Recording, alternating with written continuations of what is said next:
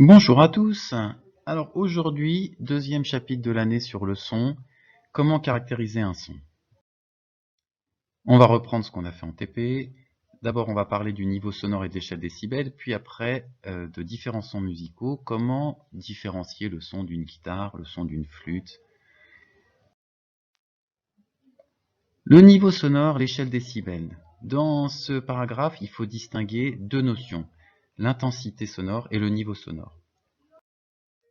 L'intensité sonore, c'est l'énergie du son. En fait, c'est le bruit réel. C'est l'air, c'est le son, c'est une vibration de l'air, et il y a de l'énergie dans cette vibration. Ça, c'est l'intensité sonore. Mais le niveau sonore, ça, c'est lié à notre oreille. C'est en fait le bruit ressenti, c'est la façon dont notre oreille perçoit le bruit. Alors, un exemple pour faire la différence entre l'intensité sonore et le niveau sonore, imaginons 10 personnes qui parlent en même temps.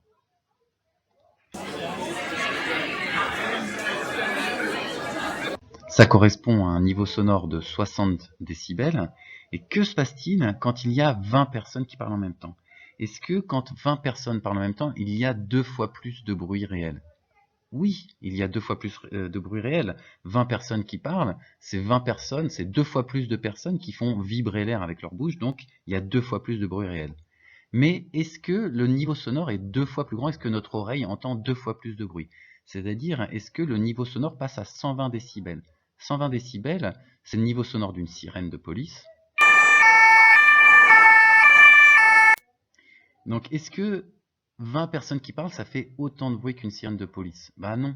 Et c'est pour ça qu'on a inventé la notion de niveau sonore et d'échelle décibels.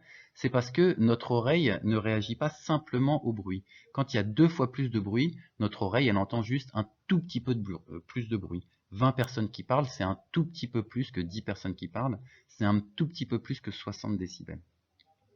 On a vu en TP que quand il y a 2 fois plus de bruit réel, en fait, le niveau sonore augmente de 3 décibels. Donc 20 personnes qui parlent en même temps, ça va faire 63 décibels.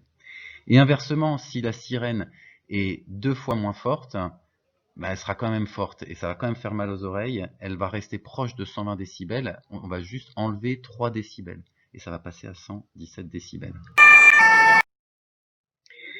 Alors écrivez bien que lorsqu'il y a 2 fois plus de bruit, le niveau sonore augmente de 3 décibels. Alors à quoi ça sert cette échelle décibels? Vous en entendrez parler dans la vie de tous les jours pour vous dire de faire attention à vos oreilles. Le bruit, ça peut détruire les oreilles, ça abîme les oreilles, on peut devenir sourd à cause du bruit. Et donc il faut avoir en tête quelques ordres de grandeur. On commence à avoir les oreilles qui s'abîment à partir de 85 décibels. Alors 85 décibels, c'est quoi comme bruit? C'est entre le bruit d'un camion qui passe et le bruit d'un sèche-cheveux. C'est par exemple le bruit dans une cantine. On commence à avoir les oreilles qui s'abîment, on devient progressivement sourd si on reste dans une cantine pendant 5 heures. Ou si on reste à côté d'un camion qui passe pendant 5 heures. Heureusement, ça arrive pas souvent. Donc on s'abîme pas souvent les oreilles avec des bruits de 85 décibels, même si ça peut arriver. Par contre, quand le bruit est plus fort, quand on passe à 105 décibels, c'est-à-dire quand on est près d'un hélicoptère ou près d'un joueur de trombone, ou dans une discothèque ou dans un concert, là on peut être soumis à des ambiances de 105 décibels. On commence à devenir progressivement sourd au bout de 15 minutes. Alors 15 minutes, c'est pas beaucoup, hein. Comment on fait pour se protéger les oreilles? Bah, on s'éloigne des enceintes ou régulièrement, toutes les demi-heures, toutes les heures, on sort pendant 2-3 minutes pour s'aérer les oreilles, pour que nos oreilles fassent une petite pause, et ça évite de devenir sourd. Et à 140 décibels, alors 140 décibels, on est au niveau du bruit d'un avion qui décolle ou d'une fusée de feu d'artifice qui explose. Là, on commence à s'abîmer les oreilles tout de suite, en 2 secondes. Donc si le bruit dure pendant plus de 10 secondes, on devient sourd très très vite. Ça, ce sont des exemples de niveaux sonores où l'oreille commence à s'abîmer. Mais ce n'est pas des niveaux sonores où on commence à avoir mal aux oreilles. À 120 décibels, quand une sirène de police passe dans la rue, ça fait mal aux oreilles, heureusement ça dure pas longtemps. Et on remarque qu'on commence à avoir mal aux oreilles à 120 décibels. Et c'est le piège. Parce que nos oreilles commencent à s'abîmer à partir de 85 décibels, mais on s'en rend pas compte. On s'en rend compte que à partir de 120 décibels. C'est pour ça qu'il faut faire attention, et c'est pour ça que on vous parle de l'échelle décibels en cours de physique, mais vous en entendrez parler aussi dans la vie de tous les jours. Parlons maintenant de la différence entre les sons des instruments. On a vu en TP qu'il peut y avoir plusieurs différences entre ces sons. Première différence, la hauteur du son. Alors on pourrait faire une belle phrase pour dire ce que c'est que la hauteur du son. La hauteur du son, c'est la propriété du son qui est caractérisée par des adjectifs aigus ou graves, mais on va juste écrire aigu ou grave, et on retiendra ça pour la hauteur du son. Deux sons ont des hauteurs différentes s'il y en a un qui est aigu et l'autre qui est grave. Alors, qu'est-ce que ça veut dire pour la vibration de l'air? Un son est plus aigu lorsque la vibration de l'air est plus rapide. Et comment on le sait? On le voit quand on visualise le son avec un micro et un oscilloscope. Donc commençons par un son grave.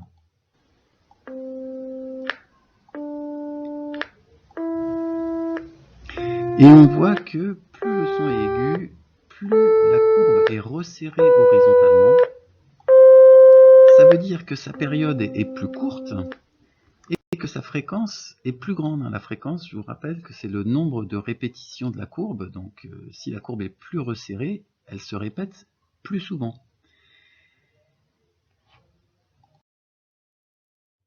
Notez bien quelle courbe correspond à un son aigu et quelle courbe correspond à un son grave. Deuxième différence pour le son des instruments, le timbre. Le timbre est caractérisé par les adjectifs doux, grinçant, étouffé. Alors étouffé, c'est la sensation sonore quand on écoute derrière une porte, par exemple. Nasillard, c'est quelqu'un qui parle avec le nez. Si je bouche les nez, c'est plus nasillard. Mais il y a plein d'autres adjectifs pour décrire le timbre d'un son, des sons ronds, des sons chauds, des sons cotonneux, énormément d'adjectifs. Donc on retiendra principalement l'adjectif doux, et le contraire de doux, ce sera plus grinçant. Qu'est-ce que ça veut dire pour la vibration de l'air? On remarque qu'un son est plus doux quand la vibration de l'air est simple. Et quand on regarde la courbe qui représente ce son, elle est bien arrondie. Si c'est triangulaire, c'est plus pointu, c'est déjà plus grinçant. Et quand c'est carré, c'est encore plus grinçant. Un son de piano, c'est compliqué, c'est un peu grinçant. Le son le plus doux, c'est quand la courbe est bien arrondie. Notez bien quelle courbe correspond à un son doux, quelle courbe correspond à un son grinçant. Le son doux, c'est celle qui est plus arrondie. Et dernière différence entre les sons des instruments, c'est l'intensité du son. Est-ce qu'un son est fort ou pas fort? Ça se traduit comment pour la vibration de l'air? Donc on regarde sur l'oscilloscope un son fort pour commencer. Puis un son moins fort, on baisse le volume. Et on voit sur la courbe que c'est verticalement qu'elle est moins étalée quand c'est pas fort. Vous avez plutôt noté qu'un son est plus fort lorsqu'elle est plus étalée verticalement. Ça veut dire que la courbe a plus d'amplitude, la vibration de l'air aussi a plus d'amplitude. On pourra dire que la vibration de l'air est plus ample. Notez bien quelle courbe correspond à un son fort et à un son pas fort. Voilà, vous savez tout sur l'échelle décibels et sur la différence entre le son des instruments de musique. Alors je vous dis à bientôt pour de nouvelles aventures.